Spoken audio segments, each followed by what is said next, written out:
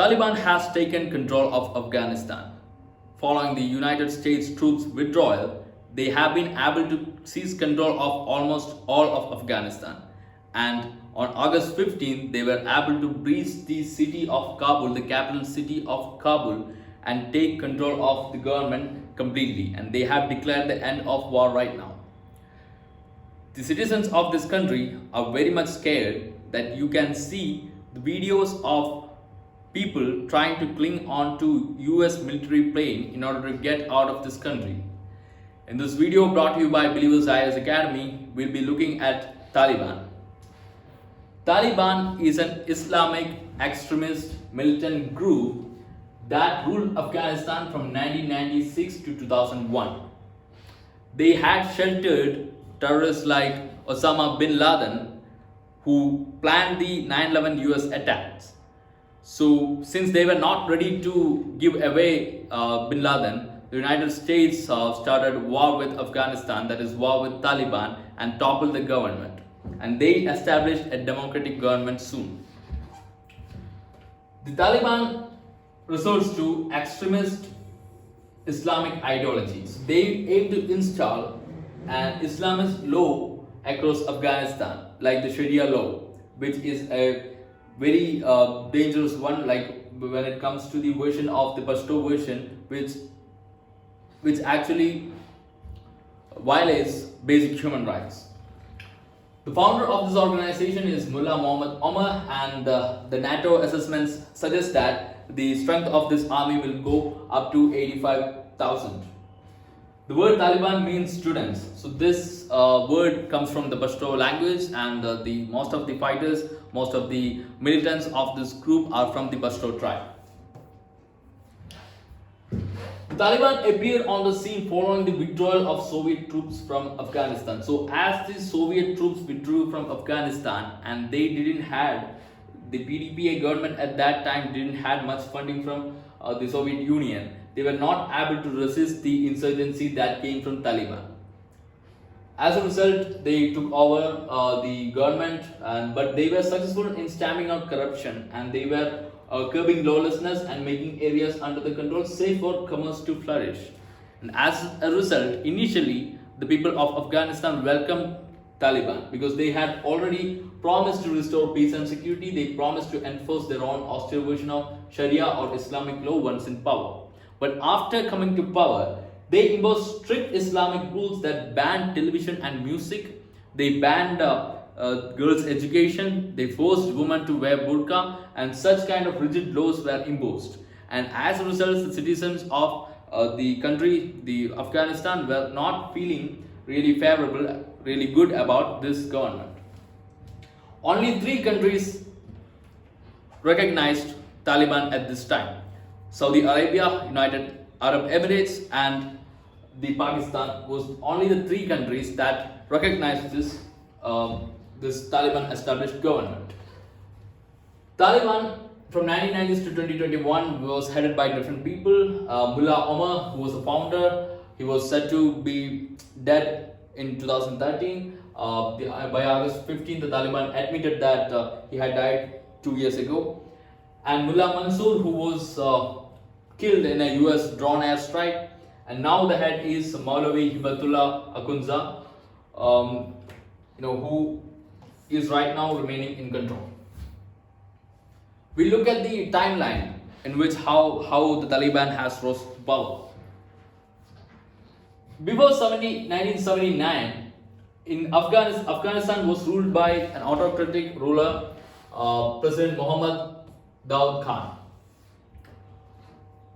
Then happened the Sour Revolution, also known as the Apple Coup, in which he was overthrown by the PDPA government, that is the People's Democratic Party of Afghanistan. So this party was Marxist-Leninist in its ideology. It is a socialist party. As a result, it had enough support from the Soviet Union, the erstwhile Soviet Union. Soviets invaded Afghanistan to prop up the government which faced internal rebellion. The government that was established by overthrowing this guy, Daud Khan, PDPA. So this government was facing internal rebellion from extremist groups. And Soviets helped them with military and funding, and they were able to tackle it, they were able to fight them for a long time. But in 1989, when the Soviet Union disintegrated, they were forced to take away their force. The Soviet Union had to take away their force. As a result, but they had continued financing the military.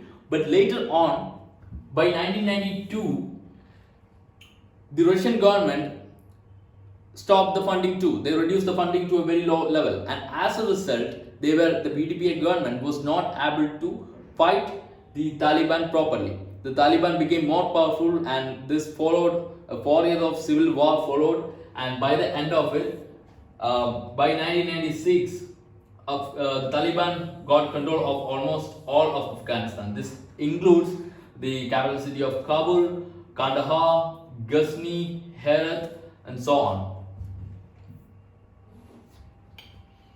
In September 2001, the 9/11 attacks happened. That is, terrorists who were affiliated with Al Qaeda hijacked a commercial plane. They hijacked commercial planes, and one was directly struck into the World Trade Center, and another one was planned to attack the Pentagon, which is the apex security board of the United States of America. The terrorists planned, trained, and directed the attack from Afghanistan.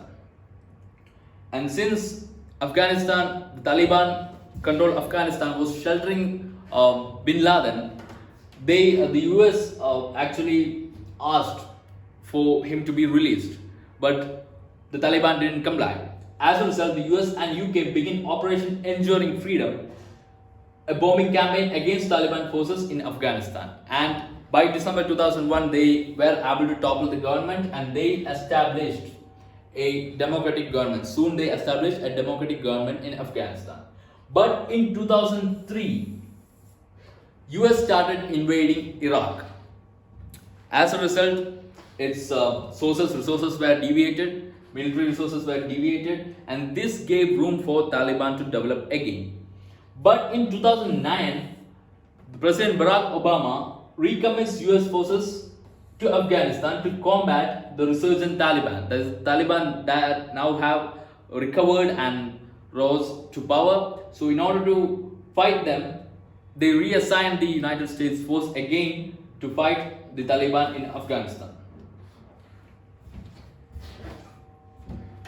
By May 2011, Obama announced that US military and CIA agents successfully found and killed Osama bin Laden in Abbottabad. So their primary reason to enter Afghanistan was met. Osama bin Laden, who planned the 9/11 attack, was killed by the United States Navy SEALs. It is a special force.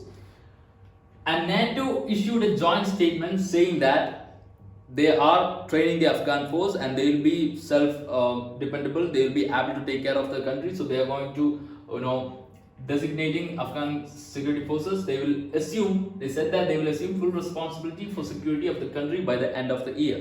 So basically, the objective has been finished and they wanted to go back home, right? And Obama announced troop withdrawal to begin in Afghanistan. And it was in 2020 that US President Donald Trump negotiated a deal with the Taliban for US troops withdrawal by May 1, 2021. Because by that time, Taliban has got enough stake, enough power. So striking a deal with Taliban was very much necessary. In 2021, the US began final troop withdrawal from Afghanistan. And as they are withdrawing, the Taliban also, its power was increasing. They were taking different parts of the country over time. And this continued. Many provincial capitals were taken by the Taliban, and the Afghan National Security Force was not able to resist them.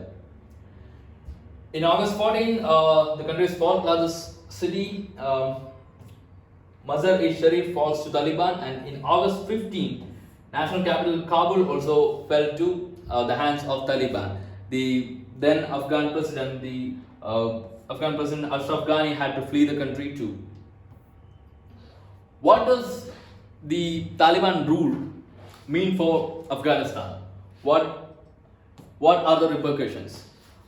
This Taliban is not very much different from the Taliban that ruled Afghanistan from 1996 to 2001. They have the same kind of ideology, they have the same kind of mindset.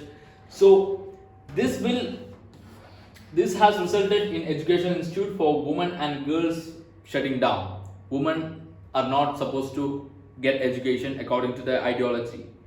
Smartphones and televisions have been banned.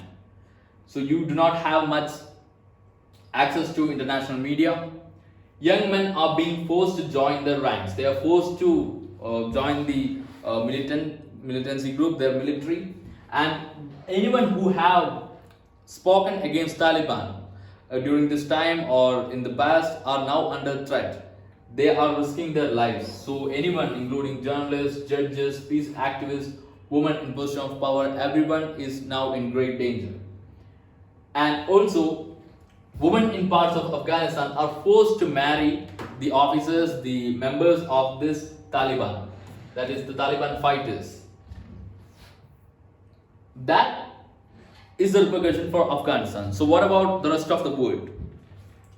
What can happen is that Taliban can turn into a safe haven for extremists.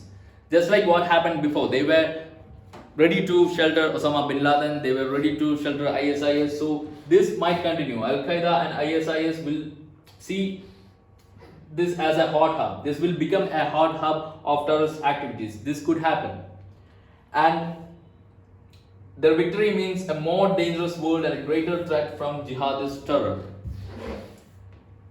And also it established Pakistan. Taliban has also influenced a Pakistan version of Taliban. There are many other organizations in Pakistan that enforces rigid form of Islam. Islamist extremism has already divided Pakistan society along sectarian lines, and this is going to continue. And this would embolden radicals in Pakistan. So when radicalism is on the rise in Pakistan, our country, India, will have security threats, because we are already facing cross-border terrorism issues from this side, and this might increase as a result of the Taliban control and its influence on the Pakistan extremist group. Chinese foothold in this region. We know that in 1996 to 2001, only 3 countries had recognized Taliban, but that is not the case. Taliban is presently engaging with powerful countries like Russia, Iran, and also China. And China has already shown its interest to make investments, large investments in Taliban controlled Afghanistan. So this will be an economic support for them, and also they will see it as a ticket for international recognition. So China is seen as a source of international legitimacy for this group too. So these are the repercussions that we are going to face, the rest of the world is going to face, and India will probably face a higher security threat. That's all about it. For more such videos, you can subscribe to our YouTube channel. You can also follow us on social media platforms like Instagram, Twitter, Facebook, and you can also join our Telegram channel where you'll be getting constant updates regarding UPSC Civil Services exam. You can visit our website where you can contact us, and we'll be happy to guide you regarding we'll be happy to provide you any kind of UPSC related guidance. Thanks for watching the video.